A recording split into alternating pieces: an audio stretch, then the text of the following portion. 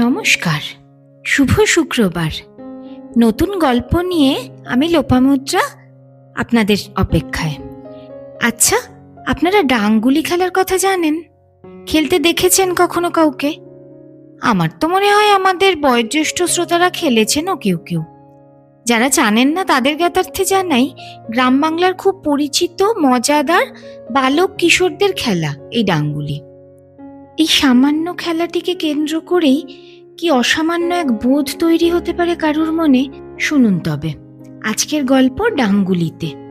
লেখক বিখ্যাত হিন্দি সাহিত্যিক মুন্সী প্রেমচাঁদ। প্রেমচাঁদ কি সর্বশ্রেষ্ঠ কাহানিয়া বইটির বাংলা অনুবাদ প্রেমচন্দের সর্বশ্রেষ্ঠ কাহিনী থেকে নেওয়া।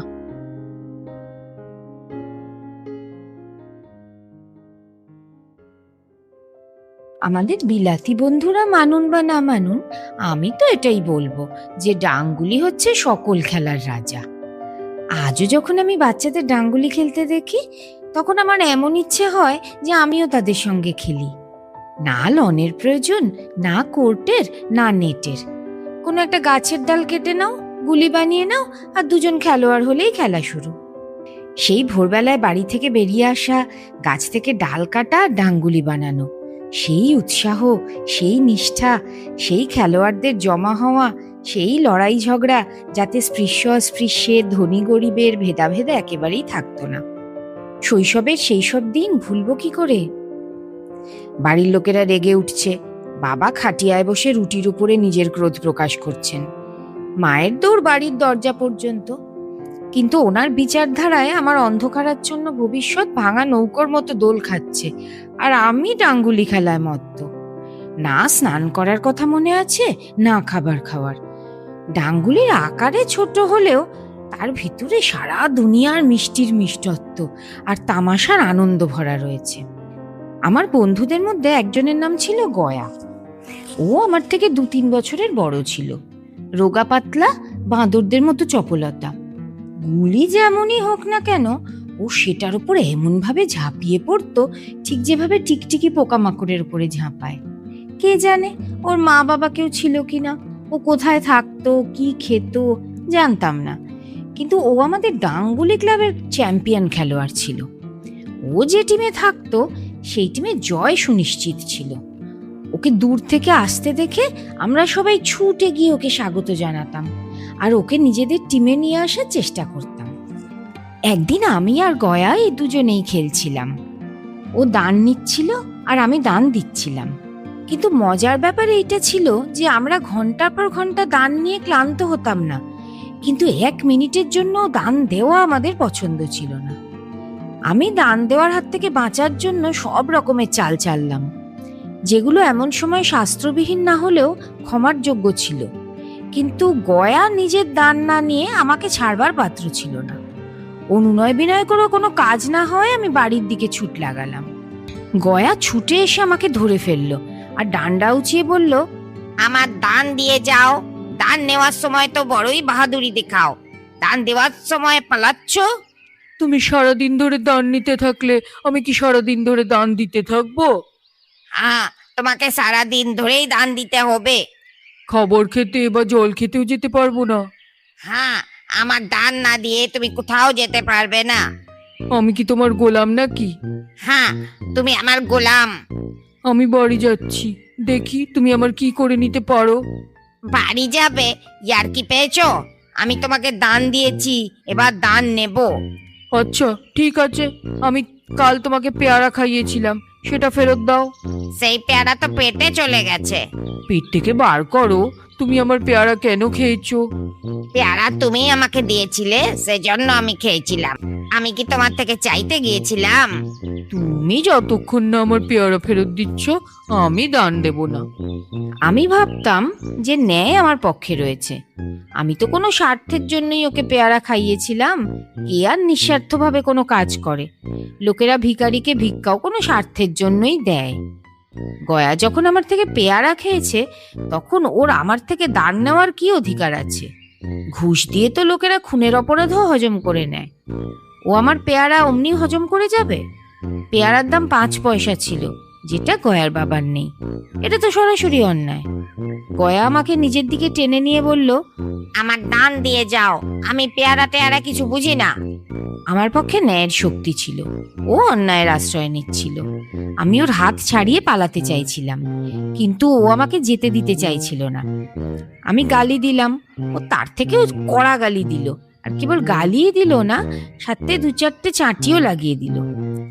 আমি ওকে দাঁত দিয়ে কামড়ে দিলাম, ও আমার পিঠে ডান্ডা মেরে বসলো। আমি কাঁদতে লাগলাম। গয়া আমার এই হাতিয়ারের সাথে মোকাবিলা করতে পারলো না, ও পালালো। আমি তক্ষুনি নিজের চোখের জল মুছে ফেললাম, ডান্ডার আঘাত ভুলে গেলাম, আর হাসতে হাসতে বাড়ি এসে পৌঁছলাম। আমি ছিলাম দারোগার ছেলে। এক নিচু জাতের ছেলের হাতে মার খাওয়াটা সেই সময় আমার কাছে অপমানজনক মনে হয়েছিল, কিন্তু আমি বাড়ির কারো কাছে সেই ব্যাপারে কোনো অভিযোগ জানালাম না। সেই সময় আমার বাবার বদলি সেখান থেকে হয়ে পড়ল। নতুন দুনিয়া দেখার আনন্দে আমি এতটা উৎফুল্ল হয়ে উঠলাম যে বন্ধুদের থেকে দূরে চলে যাওয়ার এতটুকু দুঃখ আমার হলো না।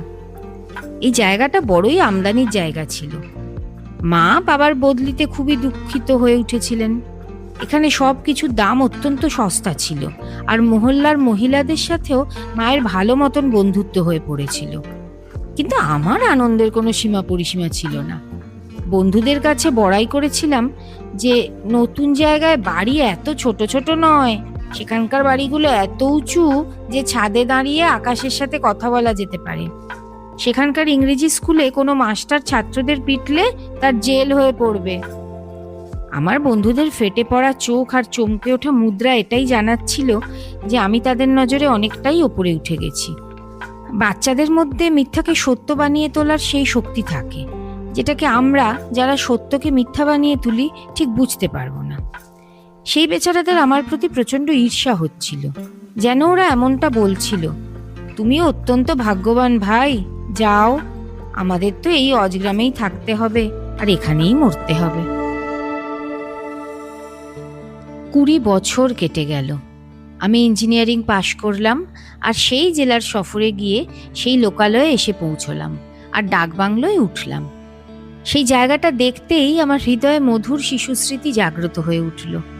আমি ছড়ি হাতে তুলে নিলাম আর লোকালয়ে ঘুরে দেখবার জন্য বেরিয়ে পড়লাম। আমার চোখ দুটো ঠিক কোনো পিপাসার্ত পথিকের মতো ছোটবেলার সেই ক্রীড়াস্থলটা দেখবার জন্য ব্যাকুল হয়ে উঠেছিল। কিন্তু সেই পরিচিত নামটা ছাড়া সেখানে সবকিছুই পরিবর্তন হয়ে পড়েছিল।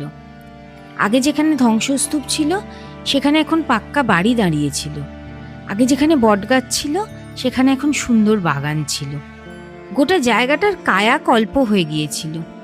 আমার যদি সেই জায়গাটার নাম আর অবস্থান জানা না থাকতো, তাহলে আমি হয়তো সেটাকে চিনতেও পারতাম না। ছোটবেলার সঞ্চিত অমর স্মৃতিগুলো যেন 2 হাত বাড়িয়ে নিজের সেই পুরনো বন্ধুকে বুকে জড়িয়ে ধরার জন্য অধীর হয়ে উঠেছিল। কিন্তু সেই দুনিয়া বদলে গিয়েছিল। আমার এমনটা মনে হচ্ছিল যে আমি সেই মাটিকে জড়িয়ে ধরে কাঁদি আর বলি, তুমি আমাকে ভুলে গেলে? আমি তো এখনো তোমার সেই রূপ দেখতে চাই। হঠাৎ এক খালি জায়গায় আমি 2-3টে ছেলেকে ডাঙ্গুলি খেলতে দেখতে পেলাম। এক মুহূর্তের জন্য আমি যেন নিজেকে একেবারে হারিয়ে ফেললাম। আমি এটা ভুলে গেলাম যে আমি এখন এক অফিসার, আমার সাহেবি ঠাটবাট আর অধিকার রয়েছে। আমি সেখানে পৌঁছে একজন ছেলেকে জিজ্ঞেস করলাম, শোনো, তুমি এখানে গয়া নামের কাউকে চেনো? একটা ছেলে ভয়ার্ত স্বরে বলল, কে গয়া? সেই চামার? আমিও বলে উঠলাম, হ্যাঁ হ্যাঁ সেই। তার নাম কি গয়া? হ্যাঁ। তাকে একটু ডেকে দিতে পারবে? ছেলেরা ছুটে গেল, আর কয়েক মুহূর্ত পরে এক 5 হাতের কালো লোককে সঙ্গে নিয়ে ফিরে এলো। আমি দূর থেকে দেখেই তাকে চিনতে পেরে গিয়েছিলাম। আমি ছুটে গিয়ে ওকে বুকে জড়িয়ে ধরতে চাইছিলাম, কিন্তু কিছু একটা চিন্তা করে আমি থেমে গেলাম। বললাম, কি গয়া, আমাকে চিনতে পারছো? গয়া সামনের দিকে ঝুঁকে আমাকে সেলাম জানালো। হ্যাঁ মালিক, চিনতে কেন পারবো না। আপনি ভালো আছেন? আমি খুব ভালো আছি। তুমি কেমন আছো? কি করছো? ডেপুটি সাহেবের সহিস। মতই, মোহন, দুর্গা, ওরা সবাই কোথায়? ওদের খবর কিছু জানো? মাতাই তো মারা গেছে। দুর্গার মোহন পোস্ট অফিসের পিয়ন হয়ে গেছে। আপনি? আমি এই জেলার ইঞ্জিনিয়ার। আপনি তো আগেই অনেক পড়াশোনা জানতেন। এখনো ডাঙ্গুলি খেলো? গয়া আমার দিকে প্রশ্নপূর্ণ দৃষ্টিতে তাকালো। এখন আর ডাঙ্গুলি কি খেলবো সাহেব, এখন তো কাজ থেকে ছুটিই পাওয়া যায় না। এসো, আজ আমি আর তুমি ডাঙ্গুলি খেলি। তুমি দান নাও, আমি দান দেব। তোমার একটা দান আমার ওপরে ধার আছে, আজ সেটা নিয়ে নাও। গয়া অনেক কষ্টে রাজি হলো। কোথায় ও ছিল এক মজদুর, আর কোথায় আমি এক বড় অফিসার। আমার আর ওর মধ্যে কিসের তুলনা? বেচারা সংকোচ অনুভব করছিল, আমারও একটু আধটু সংকোচ হচ্ছিল। এজন্য নয় যে আমি গয়ার সাথে ডাঙ্গুলি খেলতে যাচ্ছিলাম, বরং এজন্য ছিল যে লোকেরা আমাদের এই খেলাকে পৃথিবীর অষ্টম আশ্চর্য মনে করে তামাশা দেখতে আসবে, আর ভালো মতো ভিড় জমা হয়ে পড়বে। সেই ভিড়ে সেই আনন্দ কোথায় পাওয়া যাবে? কিন্তু না খেলেও থাকা যাচ্ছিল না। শেষে এটা ঠিক হলো যে আমরা দুজন লোকালয় থেকে অনেক দূরে কোনো একান্ত জায়গায় গিয়ে খেলবো। সেখানে আমাদের খেলা দেখার জন্য কেউ থাকবে না, আমরা মজা করে খেলবো আর ছোটবেলার সেই মিষ্টান্নের রস উপভোগ করব। আমি গয়াকে সঙ্গে নিয়ে ডাকবাংলোয় ফিরে এলাম, আর মোটরে চেপে দুজনে খোলা ময়দানের দিকে রওনা হয়ে পড়লাম। সাথে আমার একটা কুড়ুলও সঙ্গে নিলাম।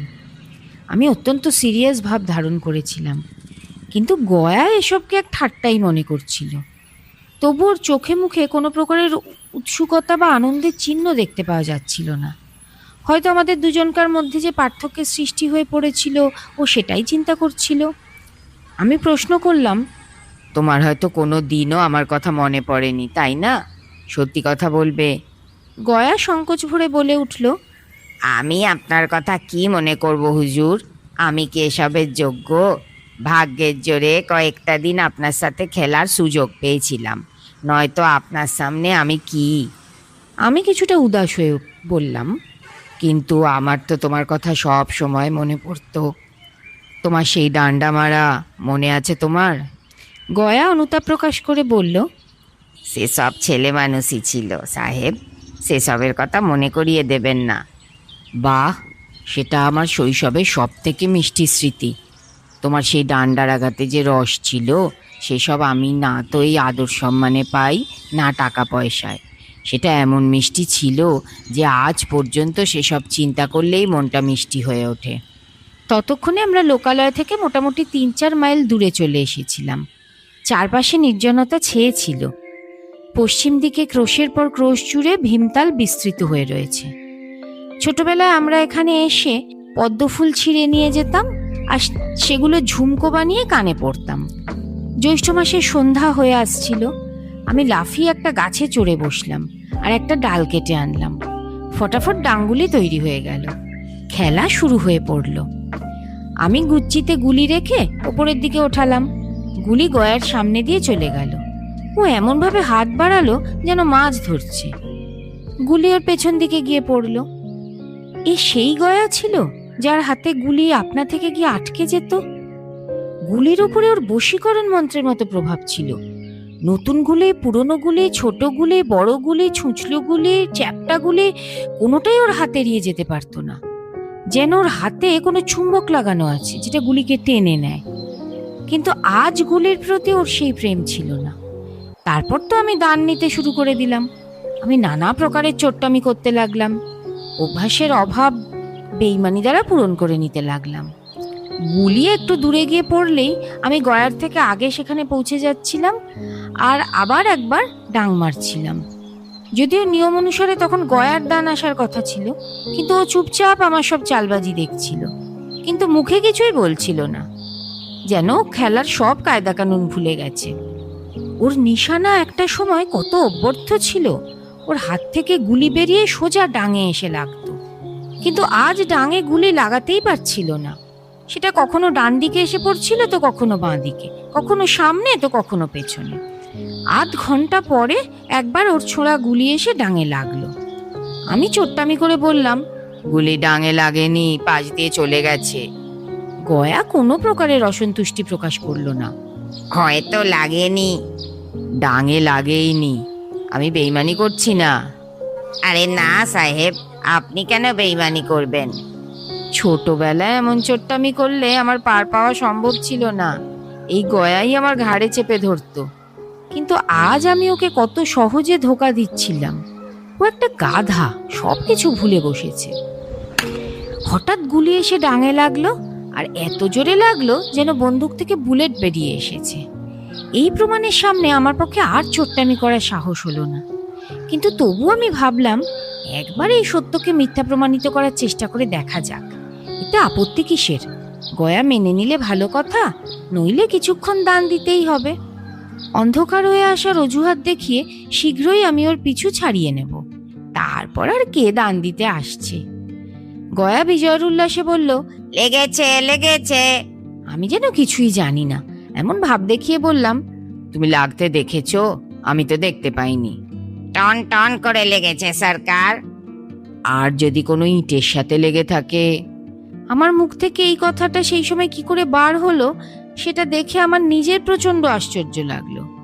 সেই সত্যকে অস্বীকার করাটা দিনকে রাত বলে প্রমাণিত করার সমান ছিল। আমরা দুজনেই ডাঙে গুলি এসে লাগতে দেখেছিলাম, কিন্তু গয়া আমার কথা স্বীকার করে নিল। হ্যাঁ, কোনো ইটের সাথেই লেগেছে হয়তো। ডাঙে লাগলে এত জোরে আওয়াজ হতো না। আমি আবার একবার দান নিতে শুরু করে দিলাম, কিন্তু এতটা প্রত্যক্ষ চোট্টামি করার পরে গয়া সরলতার উপর আমার দয়া হতে লাগলো। এজন্য এবার যখন তৃতীয়বার গুলি এসে ডাঙে লাগলো, তখন আমি বড়ই উদারতা দেখিয়ে দান ছেড়ে দিলাম। গয়া বলল, এখন তো অন্ধকার হয়ে এসেছে সরকার, কাল খেলা যাবে। আমি ভাবলাম কাল তো অনেক সময় ধরে খেলতে হবে, ও না জানি কত সময় ধরে দান নেবে, তাই আজই ব্যাপারটা মিটিয়ে ফেলাই ভালো হবে। না না, এখনো অনেক আলো আছে, তুমি নিজের দান নিয়ে নাও। গুলি দেখতে পাওয়া যাবে না। কোনো ব্যাপার না। গয়া দান নেওয়া শুরু করলো, কিন্তু এখন আর ওর ডাংগুলি খেলার বিন্দুমাত্র অভ্যাস ছিল না। ও দুবার ডাং দিয়ে গুলি মারার চেষ্টা করলো, কিন্তু দুবারই মিস করলো। 1 মিনিটেরও কম সময় ওর দান পুরো হয়ে গেল। বেচারা 1 ঘন্টারও বেশি সময় ধরে দান দিল, কিন্তু নিজের দান 1 মিনিটের মধ্যে হারিয়ে বসলো। আমি বিশাল হৃদয়ের পরিচয় দিলাম। তুমি আরো একটা দান নাও। না হুজুর, এখন তো ভালো মতন অন্ধকার হয়ে গেছে। তোমার অভ্যেস চলে গেছে, কখনো খেলো না? খেলার সময় পাই কোথায়? আমরা দুজনে মোটর গাড়িতে গিয়ে বসলাম, আর কিছুক্ষণের মধ্যেই নিজেদের গন্তব্যে পৌঁছে গেলাম। পথে গয়া বলল, কাল এখানে ডাঙ্গুলি খেলা হবে, সব পুরনো খেলোয়াড়রা খেলবে। আপনি আসবেন? আপনি যদি আসেন তাহলেই আমি সবাইকে ডাকবো। আমি সন্ধ্যায় সময় দিলাম, আর পরের দিন ম্যাচ দেখতে গেলাম। 10-12 জন জড়ো হয়েছিল। তাদের মধ্যে কয়েকজন আমার শৈশবের সাথীও ছিল, অধিকাংশ যুবক ছিল যাদের আমি চিনতে পারলাম না। খেলা শুরু হলো। আমি মোটরে বসে বসে তামাশা দেখতে লাগলাম। আজ গয়ার খেলা। ওর নৈপুণ্য দেখে আমি চমকে উঠলাম। ও যখন ডাং দিয়ে গুলিতে আঘাত করছিল, গুলি আকাশের সাথে কথা বলছিল। গতকালের সেই সংকোচ আজ ছিল না। কাল যদি ও আমাকে এইভাবে খাটাতো, তাহলে আমি নিশ্চয়ই কেঁদে ফেলতাম। ওর ডাঙের আঘাতে গুলি 200-250 গজ দূরে গিয়ে পড়ছিল। দান দিতে থাকা যুবকদের মধ্যে একজন চোট্টামি করল। ও বলছিল যে ও গুলি লুফে নিয়েছে, কিন্তু গয়ার মতে গুলি মাটিতে পড়ার পর শূন্যে লাফিয়ে উঠেছিল। এতে দুজনের মধ্যে তর্কাতর্কি শুরু হয়ে পড়ল। গয়ার লাল হয়ে ওঠা মুখ দেখে সেই যুবক ভয় পেয়ে চুপ করে গেল। ও যদি চুপ করে না যেত, তাহলে আজ নিশ্চয়ই হাতাহাতি হয়ে পড়ত। আমি খেলার মধ্যে ছিলাম না, কিন্তু ওদের এই খেলায় আমার ছোটবেলার সেই আনন্দ প্রাপ্ত হচ্ছিল, যখন আমরা সব কিছু ভুলে খেলায় মত্ত হয়ে উঠতাম। এবার আমার মাথায় এটা ঢুকলো যে গয়া গতকাল ইচ্ছে করে আমার সাথে মন লাগিয়ে খেলেনি, খেলার অভিনয় করেছিল মাত্র। ও আমাকে দয়ার পাত্র মনে করেছিল। আমি চোট্টামি করেছিলাম, বেইমানি করেছিলাম, কিন্তু ও এতটুকু রাগ দেখায়নি। ও নিজে খেলছিল না, কেবল আমার মন রাখছিল। আমাকে খাটিয়ে ও আমার পদমর্যাদা ক্ষুণ্ণ করতে চাইছিল না। আজ আমি এক অফিসার। এই অফিসারই ওর আর আমার মধ্যে এক প্রাচীর হয়ে উঠেছে। এখন আমি ওর সেলাম পেতে পারি, ওর থেকে সম্মান পেতে পারি, সাহচর্য পেতে পারি না। ছোটবেলায় আমরা দুজনে সমকক্ষ ছিলাম, তখন আমাদের মধ্যে কোনো ভেদাভেদ ছিল না। এই পদ প্রাপ্ত করে এখন আমি ওর কেবল দয়ার যোগ্য হয়ে উঠেছি। ও আমাকে আর নিজের জুড়িদার মনে করে না। ও বড় হয়ে উঠেছে, আমি ছোট হয়ে গেছি।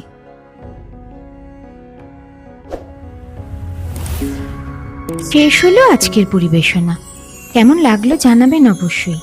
লাইক, শেয়ার ও সাবস্ক্রাইবের মাধ্যমে পাশে থাকবেন। নমস্কার।